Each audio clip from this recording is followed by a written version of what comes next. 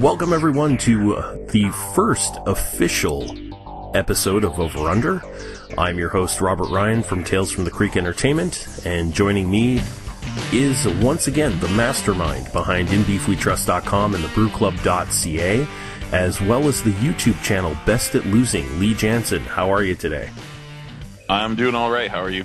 I'm feeling pretty good. As we were discussing off air, pretty stoked about some other media-related news that we got for Tales from the Creek Entertainment, but I'm not going to tie up too much time with that. Just sort of to cut it short, which is unusual for me, there will be more coming out. So, we are approximately 3 weeks away until the official start of spring, where everything old is new once again. And in that spirit, today's show, we're going to be talking about the music world's version of springtime, and by that I mean cover tunes. Most bands start off doing cover tunes. Some, go down that tribute band lane. Some of them take their influences and turn them into original material. But we're going to start today with an underrated cover track that you brought to my attention, Lee, which is "Smells Like Teen Spirit," covered in a very unorthodox way. Let's have a listen. With the lights out, it's less dangerous. Here we are now. And yes, that was Nirvana's "Smells Like Teen Spirit," covered by Tori Amos. So Lee, tell us a little bit about why you chose this particular track. Well, first things first, I think it's great. I really enjoy it. I thought there's a few things I like about this. The fact that it's such an iconic song, and this cover came out 1 year after that. So it was pretty ballsy for someone to sit at a piano, do a cover song of a teen angst kind of song that's so, nowadays at least, so revered. But even back then, I think people knew it was kind of a really important song in music history. And to see a woman take on this song, sit at a piano, and just make this cool, weird thing out of something that was already really cool and completely different from what she did. I loved it. It kind of was brought back up recently because she recently made it available on iTunes. So if people want to get the song, it is available on iTunes for free. The other things, I kind of like it because I have a little bit of an affinity to Kate Bush, and for some reason I feel like I associate this version of this song. For some reason, I hear a lot of Kate Bush in it, and I really enjoy that. That's pretty much most of what I like about it. I love the stripped down girl and her piano. Let's take a melody that's familiar to some people. Let's take some lyrics that are powerful, that are familiar with some people, and let's just flip it completely upside down. And I'm just going to present this to people and let them decide if they like it or not. I love that kind of attitude towards it. Now, it's really interesting that you mentioned Kate Bush, because it really seems like Tori Amos took up the mantle of Kate Bush as Kate was kind of fading out and kind of, I guess, moving into sort of a retirement from show business. Tori Amos really kind of picked up that female vocalist who is very intense, but doesn't resort to screaming or wailing. If you listen to this track, and I encourage people to do so, I will be posting YouTube links to videos of each of these songs, both the covers as well as the originals, for the 5 people on Earth who haven't heard Nirvana's "Smells Like Teen Spirit" yet. And you're right. It's amazing what was done with this song and how iconic a song it was to tackle. This is a song that, without hyperbole, changed the world in terms of music. You had your 80s pop, You had your 80s and 90s glam rock, glam metal, where the bands look prettier than the girls in the audience, and, the huge hair, the gigantic tees, the pointy guitars, and Kurt Cobain came along and said, no, we're done. We're going to get back to rock and roll what it used to be. It's going to be dirty. It's going to be loud.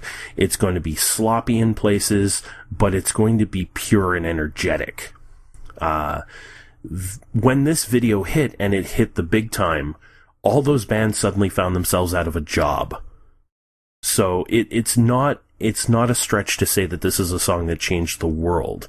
So you're right, to tackle a cover like this is unbelievable. And I put this in the category, I've always kind of maintained that there's 3 categories of cover tunes. Well, actually, there's a 4th, but we won't get into that because that's a total different topic for another day. But the one that I put this under is a great cover tune that takes the original material and elevates it to a new level, or strips it down, takes it to a completely new direction that no one would have thought of taking it to. And I'm not sure if you agree with that. I absolutely do. I think if you're going to do a cover, it better be... Why... Well, the big question is, why does anybody need to do a cover of a song? It's because you think that song has more to give. And when someone gives you the same version of the same song that's almost exactly the same, you have to wonder, what are they trying to do here? Are they just trying to piggyback off of the success of the song? If someone takes a song and flips it completely, they say, this is a song, it's given us so much, let's see if it can give us even more. And I think that's what she did on this song. It's really funny because, well, I don't know, funny. Maybe sort of the parallels are maybe funny peculiar rather than funny haha. I listened to this song, and I'll be honest, I have only recently heard this version, like a fresh version. I heard it once or twice when it first came out. This came out in 1992. Which was actually a couple years before she broke huge with Cornflake Girl. And listening back to this track from that time, it reminds me a lot of what Johnny Cash did with Hurt by 9 Inch Nails. Took a song that wasn't maybe as iconic or as sort of heavy, but had that intensity to it, stripped it down, and took it to an emotional level that wasn't in the original. You listen to Tori Amos do Smells Like Teen Spirit, it's this haunting, ethereal, intense experience. And then and it's the same when you listen to Johnny Cash doing Hurt. Like, you can feel pain in this old man's voice.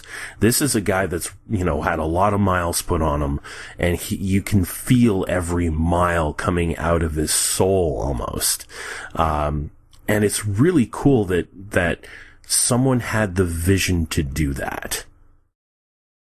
Completely agree. And the one thing I will say about, because I feel like we almost kind of negate the greatness of the 9 Inch Nails version of Hurt sometimes because of just how amazing the Johnny Cash cover was. But I would say the 9 Inch Nails version of Hurt gets underrated fairly often as well, and maybe that's a discussion for another show.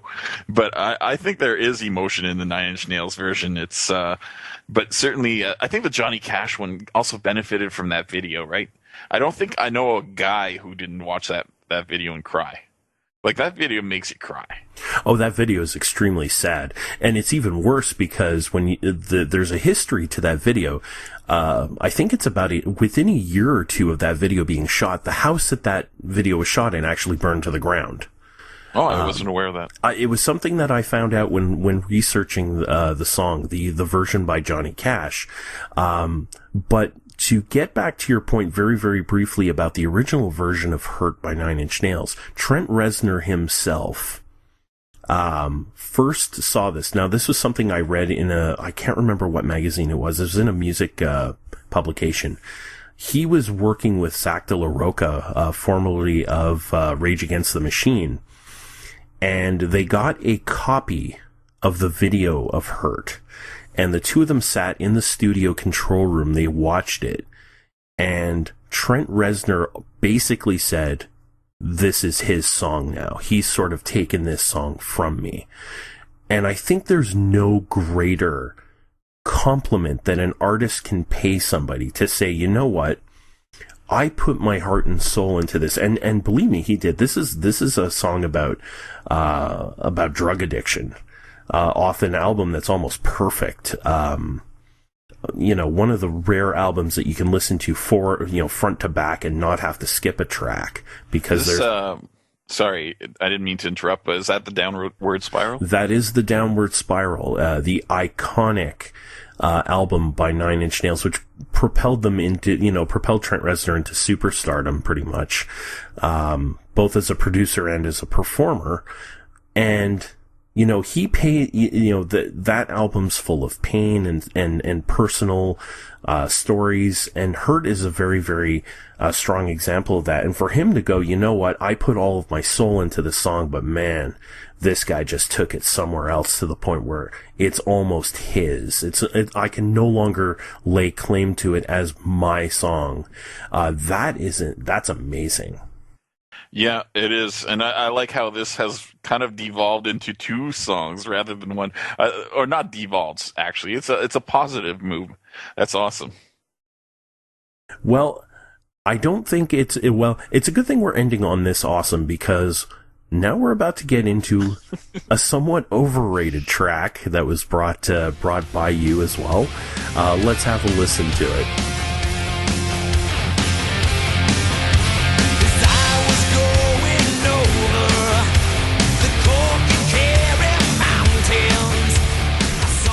And that was Whiskey in the Jar, performed by Metallica, a traditional Irish song originally given widespread release by a band called the Dubliners, but probably more well-known from its association with a little band you might have heard of called Thin Lizzy.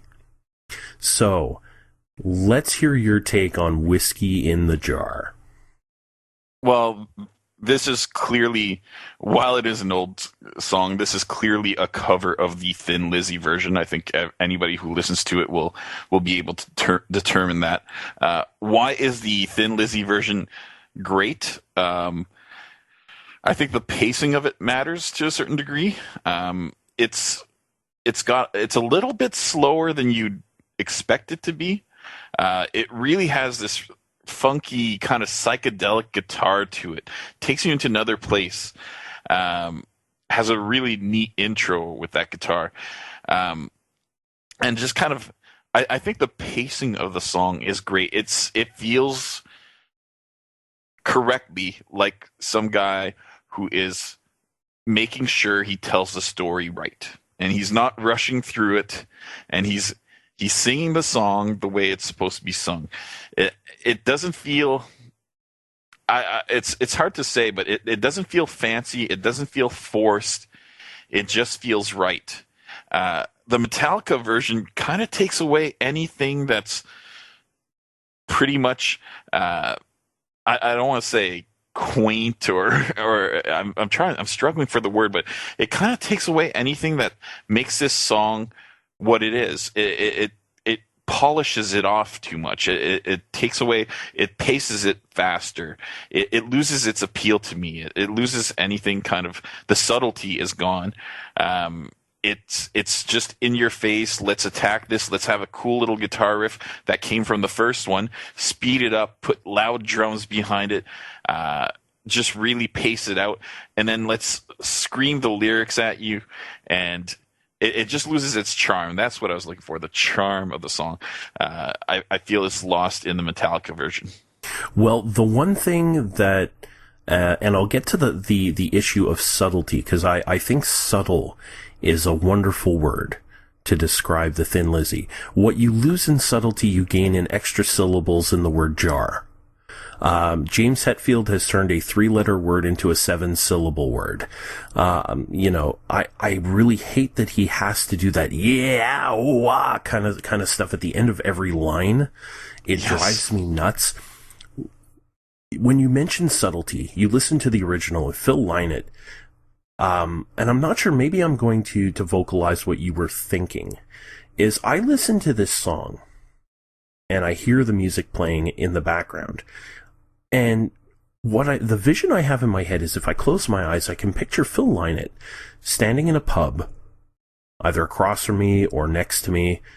He's listening to it, there's a band playing in the background, and he's telling a story, and he's had a few pints in him, he's a couple sheets to the wind, and he's almost accidentally falling into the melody. He's trying to tell a story, but because he's got a little bit in him and he's telling a story, the great Irish storytellers, he's just sort of flowing into the music and the rhythm, almost on a subliminal level. When it's not really sung as a song. It kind of crosses that, or walks that line between a spoken word piece and singing.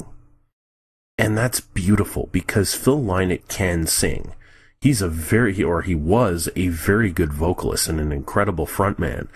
And that subtle touch that he brings to the storytelling element, you're right, is completely lost in the Metallica version. Metallica turns this into a sort of a meathead frat boy song. It's delivered like a bunch of guys who have just gotten back together, it's like the 30th high school reunion, and all the meathead jocks have gotten together, picked up a few guitars, and started smashing out tunes that they did back when they were kids. And it sounds just like that. Yeah. And I know, in terms of vocals, the Thin Lizzy version, sounds like he's telling a story, whereas the Metallica version, I find it sounds like he's cutting a wrestling promo. It's amazing. You know what? I thought the same thing, and I actually had a specific wrestler in mind. He sounds like he's trying to channel the late Macho Man Randy Savage. That's actually a really good one, and I feel like eating Slim Jims when I listen to that song. Yeah, it's you almost want to bust out the sunglasses and the fringe jackets and the really bizarre cowboy hats, and it's just, you listen to it and it's about like he's about to go into WrestleMania, whereas Thin Lizzy sounds like, yeah, this is a story, this is cool, hey, nice guitar riff, this is a really nice song. I'll tell you the one thing, though, about this song that really baffles me. This song won a Grammy for Best Hard Rock Performance in the year 2000. Now, first of all, this was off, I believe, in an album of cover tunes, Garage Inc. I think the album came out in 1998. It did. So, it was a single released off a cover tunes album from 2 years prior. Let's take a look. I pulled up the songs that it won against. These are the songs it beat. Alice in Chains' Get Born Again, the return track from Alice in Chains following the death of Lane Staley. Buck Cherry's Lit Up, which is an incredible hard rock song. I actually love that song. Absolutely love it. It's a great song. That song and At the Movies, I will put those two Buck Cherry songs up against pretty much anything else that you can show me from today in modern rock, 15 years later. The next one, Kid Rock, Ba Witta Ba, which was a monster single and a really, really good song. A lot of people don't give Kid Rock a lot of credit. They find him to be a gimmick, but this song has a really tight groove to it. It's got a really great riff. Yeah, I was never a fan of Kid Rock, but it's undeniable that song was catchy as hell. Like, even if you hated it, you would sing along to the Ba with the Ba part. Yeah, and when it did its breakdown, and it would just play that sort of like funky guitar riff, and then the turntables would come in, you could dance to it. It was a hard rock song you could actually dance to, which is not something you can do much these days. It's true. Next song on the list, Freak on a Leash by Korn. Probably Korn's best song, if you ask me. I would say one of. If it's not their best song or their most well-known song, it is a fantastic song. And then the final one, which was another huge hit, maybe not the greatest song in the world, but definitely, something, at least I can give it points for, being an original song versus a cover, Nookie by Limp Bizkit. Hey, as much as people want to hate on Limp Bizkit, they had a lot of success in those years. Everybody listened to Limp Bizkit back in those days. Some hated them, but you listened to them. Yeah, absolutely.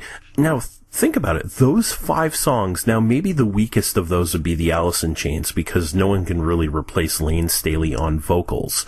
But you take the other 4 songs, they are far superior songs to the cover of Whiskey in the Jar by Metallica. Which was already 2 years old by that time. That's the thing that bothers me the most. I can see how someone would say Whiskey in the Jar is way better than all of those. Fine. If you think it is, that's fine. Except the song had come out 2 years before. It was a cover of another song. I think there's arguments. I can't really criticize someone's taste in general, but I'm going to criticize people's taste anyways. I think you're right. I think all 4 of those songs, 4 other songs probably merited more attention than this cover from an old album of an old song that's not nearly as good as the original song, in my opinion, and in yours apparently. I think you're right. Well, really what this falls is this song falls basically into the second category of covers, by which I mean covers that do a decent job of maybe refreshing the material for a new audience, but they're not spectacular, they're largely forgettable. They're not going to withstand the test of time. And one example I like to use is one that I know is very near and dear to you, which would be Crimson and Clover, which was, made famous most recently, I guess, by Joan Jett and the Blackhearts. But the original by Tommy James and the Shondells is a far superior song. I completely agree. I think Tommy James and the Shondells, they get ripped off all the time because Tiffany covered I Think We're Alone Now, and her version is clearly better known nowadays than the Tommy James version, which is again clearly the better version of the song. Why can't they be known for their own songs? It makes no sense. I guess they have Crystal Blue Persuasion. Yeah, well, until Rihanna covers it, or Beyonce needs it, or Jay-Z samples it, or Kanye fucks it up. That's true. What it'll be is Kanye will have Tommy James, or, remaining members of whomever is left from Tommy James and the Shondells, and then people will do the same thing they did with Paul McCartney, going, wow, that Paul McCartney guy is going to be really big. They'll be doing that with whomever is left from Tommy James and the Shondells to collaborate with Kanye on a version of that song. I'll still listen to it. I like Tommy James and the Shondells enough that I'd listen to it, but I like the scenario playing that out. All right. We're going to keep with the topic of overrated. And this is a song that I brought forward. And let's have a listen.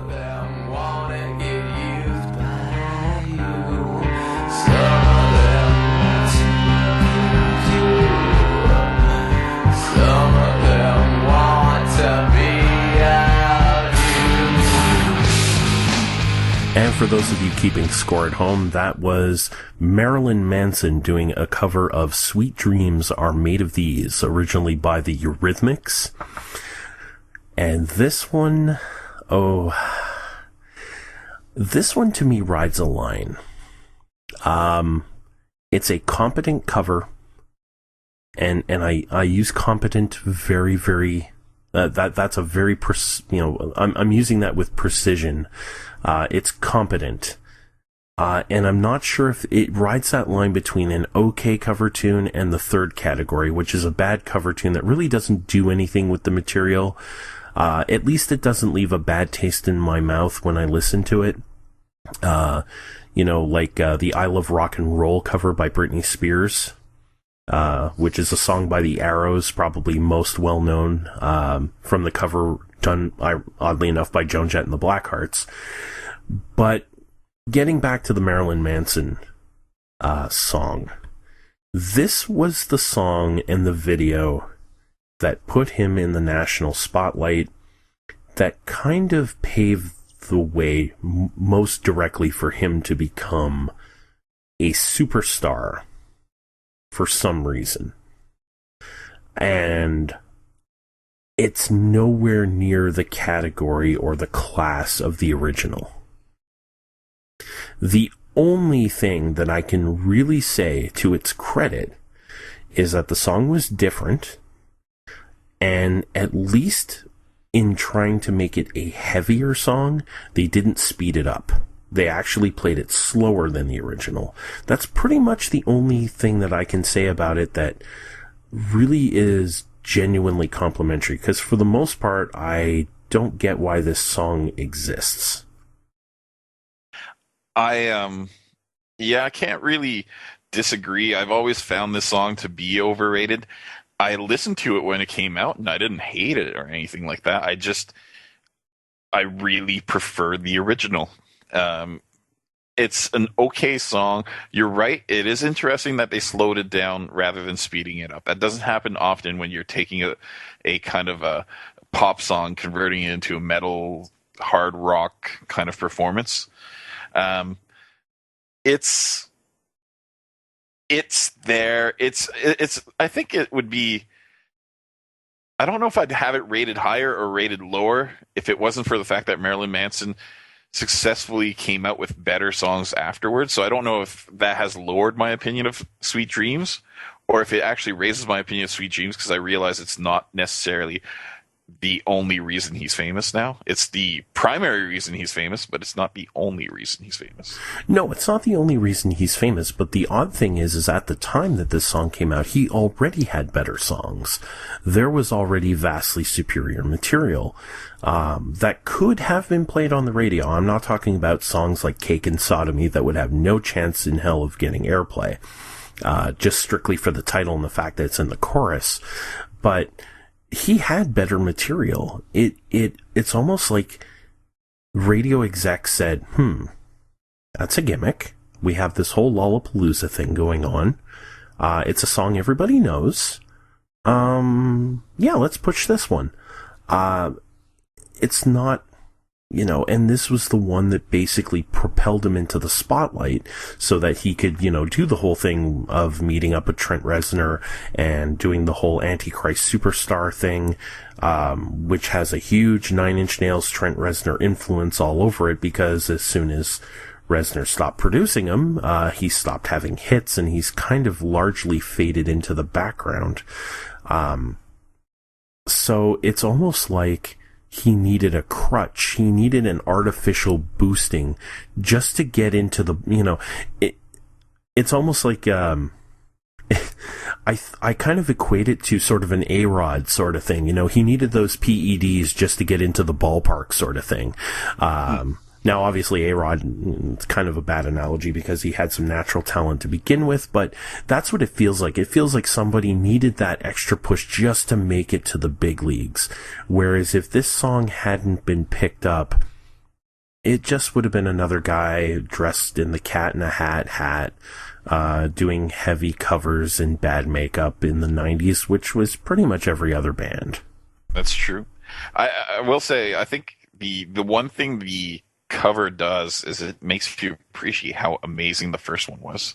And I find that I was actually surprised to learn that song actually came out in 1983. Like, I thought it was a late 80s type of song. It feels like it was a little bit ahead of its time, even in terms of 80s music.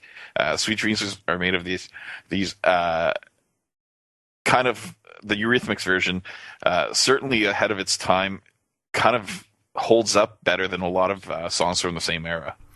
Well, you could take most of the Eurythmics catalog and you could release it today, and it would hold up pretty much against anything that you can put out today. And I think one of the reasons for it is, first of all, you had a great songwriting duo, and you had a phenomenal vocalist. Annie Lennox is one of my favorite singers. She can belt it out She can be quiet and intense. She can hit those registers that, she's a natural singer. It wouldn't surprise me if she had some kind of a classical training, to her voice, whereas you get the stars of today and they're all auto-tuned and they're all overproduced, to the point where, everything just sounds like this homogenous slurry. Yeah. And don't you kind of want Annie Lennox to sing anything to you? Because I heard her sing blues, and I was like, I don't even like blues, but I heard Annie Lennox sing some bluesy stuff, and I was like, I could listen to that. Yeah. Oh, absolutely. I mean, I remember when the Freddie Mercury tribute was done at Wembley Stadium, and her and David Bowie sang Under Pressure. And that, I was at home, I was sitting next to my older brother, who's like a real hard rock heavy metal. Like, he listens to the really intense stuff, and both he and I just sat there and we kind of looked at each other's arms. We both had goosebumps from her singing Under Pressure, which is not it's not a big, loud, fast, bombastic song. It's an intense song, and she can bring that intensity and take it to such a level that she probably had everyone in attendance in Wembley Stadium with the hair on their arms standing at full attention. No doubt, no doubt. I completely, that's what I've heard about the performance, and I've seen the performance. I never saw it back in the day. I just saw it recently. But yeah, it's an absolutely spectacular performance. And I hate that I just said no doubt, no doubt. Man, I hate myself right now. But that's okay. I'll live with it. That's okay. And speaking of vocal performances, this brings us to our last song, and let's have a listen to it right now.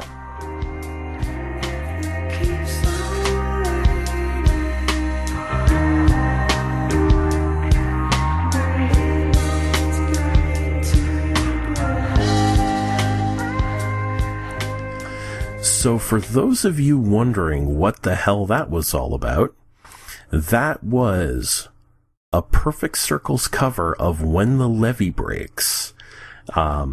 Another one of our three-peat type of cover tracks. This was originally done by Kansas Joe McCoy and Memphis Minnie in 1929, but I would imagine most people have heard the version that was made famous by a little band that you might not have heard of called Led Zeppelin. This takes the prize for me, and it's a close race between this one and the Tori Amos cover Smells Like Teen Spirit, of flipping a song's material into something that is both beautiful and almost unrecognizable. Because even if you're not a Led Zeppelin fan, if you're not a rock and roll fan, necessarily, you have heard the iconic opening drum beat to the Led Zeppelin version of When the Levee Breaks. It's this gigantic, bombastic drum sound that cannot be forgotten. And it is completely absent. Whereas the Led Zeppelin version built like this big steam locomotive on the strength of that bombastic beat, this is a very low-key song. Lots of piano, little bit of bass, very, very light drum work, and just these beautiful vocals by someone who's not really known for beautiful vocals. Nope, not at all. Maynard James Keenan, sings. I guess some people would think he has good vocals, but most of their songs are dirty. And I guess we should have specified that he's from Tool. And maybe I shouldn't have jumped in because I'm sure you would have said it. It was kind of the last thing I ever expected to hear from when you sent this to me. And I have to preface this by saying, Rob sent this to me, and I said, "What is When the Levee Breaks?" And then I listened to it and I said, okay, well, of course I know When the Levee Breaks. I'm not that big a Led Zeppelin fan. I know that's going to get me a lot of criticism from the few people that might actually listen to this thing. It's not that I don't know Led Zeppelin. I've obviously heard all of Led Zeppelin's songs. I just never really got addicted to it like some people. I am more familiar with Tool and with A Perfect Circle. And when Rob said that A Perfect Circle did a cover of that song, I had no clue what he was talking about. And this was actually the first time I ever heard it, and I made a note in here. I put an asterisk next to it, the only one I put in my entire note set, which said, have to thank Rob because I never heard it. Definitely underrated. Spectacular song. Well, this particular track, this particular cover was off the 2004 A Perfect Circle CD called Emotive, which was actually an entire album of covers. It was the second album that they put out. The first one was a CD called Merde No, which had the hit single Judith, which is another great song and actually pretty well features what Maynard James Keenan is more well known for, which is growly, guttural, well sung. Don't get me wrong, he's a great rock vocalist, but he's not someone that you would associate with subdued sort of, a subdued light touch in terms of his vocals. He's also known to be very to hang out in sort of the lower registers of his voice, whereas this song, he sings in a much higher register, but he sings it very smoothly. A lot of vocalists, when they sing in a higher register, their voices warble. They have this insane vibrato because they can't hold the notes naturally. So they have to kind of force their voices, and it kind of warbles in and out. And you know, it's just one of those things that you get used to, I suppose, but the fact that it doesn't happen when Maynard is singing this, you take notice of it right away. And I think that was something that you brought up off air. Yeah, well, I have in the past, which is basically Maynard James Keenan does sing some nice, clear notes in Tool and some other Perfect Circle songs, but never holds them that long, never really pushes out a note, because these notes are crisp, they hold, they cut, actually. They kind of they get to you. I kind of felt the notes, and that's what you like, right? Precision, really on key, clear note, very little vibrato, very clean sound, and it just, there's something appealing about that, and I'd never expected it from him, to be honest with you. I guess maybe I just never gave him enough credit, but that's one of the things I really appreciated from the song. And I definitely agree. That was something that took me pleasantly by surprise the first time I heard it.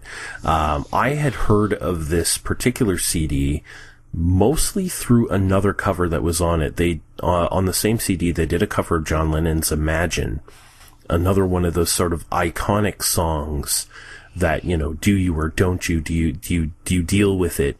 And at the time that this came out, I was living in Montreal, and the local rock stations were just basically taking the piss out of this record, saying, you know what, they really shouldn't have done it.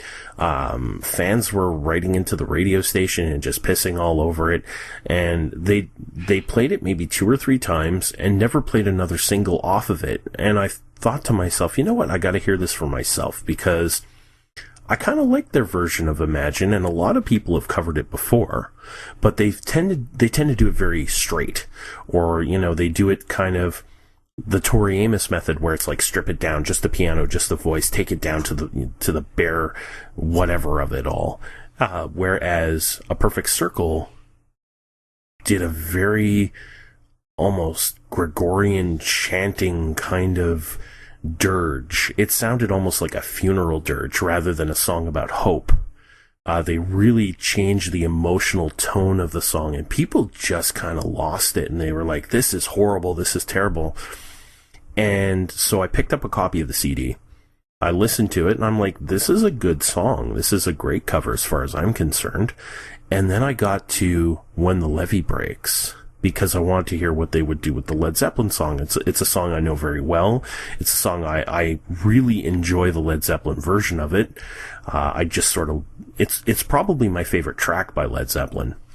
If anything, just for that humongous drum sound. And when I heard how low key and jazzy and smooth, that's a great word, I think, to describe this song, as smooth. It was like, wow, this is great. Isn't it great when you are surprised by an album, by a song, I, there's something to be said for, I love doing a blind listen of an album and hearing something from someone that I never expected, and I guess this song has that added bonus, right? Because not only is it a song that you love, not only is it a cover of a song that you love, but it was done in a completely different way, which is awesome. It's also done in a completely different way than the person, or a completely different style than the band that did it. It just kind of adds up a lot of kind of awesome. I don't know. Maybe I'm the only one, but I really love to be surprised by bands. I hate hearing exactly what I'm expecting on an album unless it's from my very favorite band or something like that. I want them to get weird. I want 2 songs on there at least that I would have never guessed it would be on an album.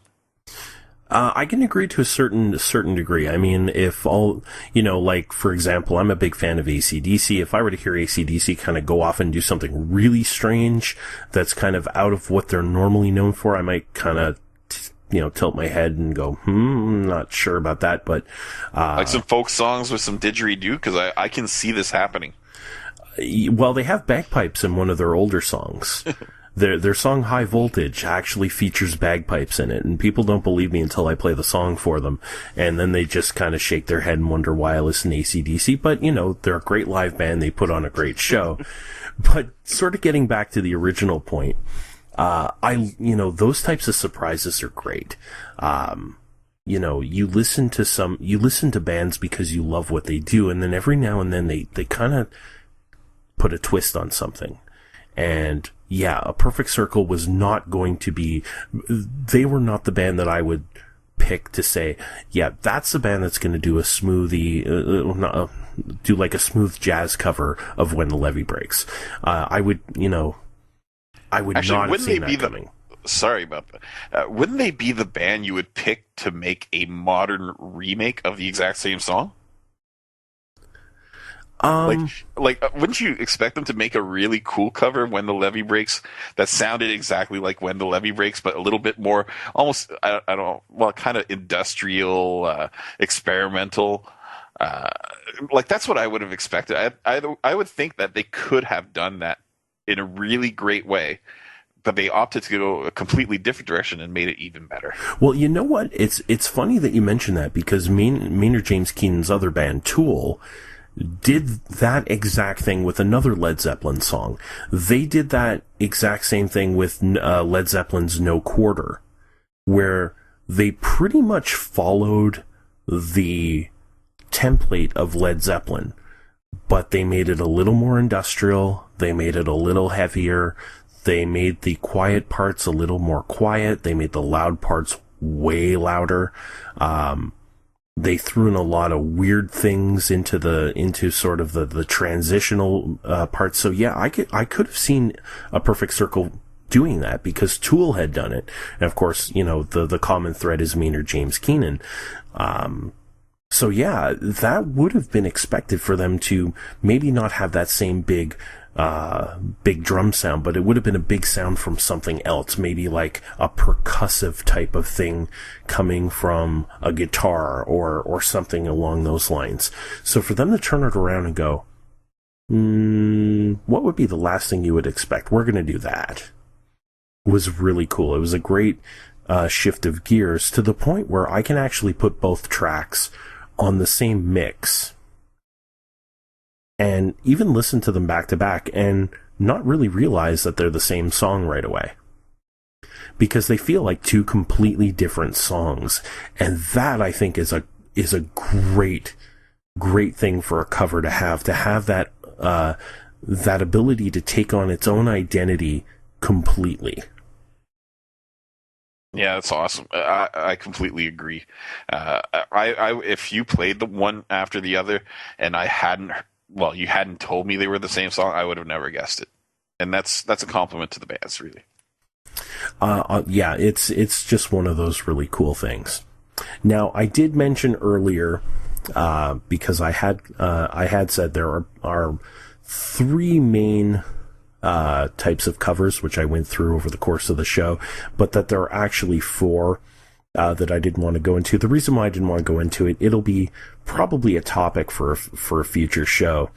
And that would be covers that are just so batshit insane that on their own, they're just complete works of art.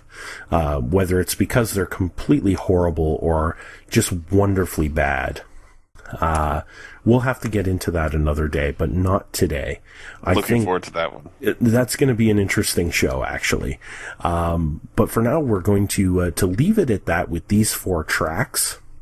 I want to thank every one of you for indulging us in yet another chat session about music that probably, is not necessarily the most in vogue right now.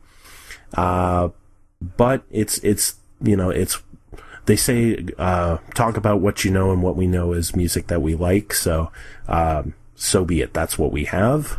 Don't know what the next show is going to be about. We'll figure it out.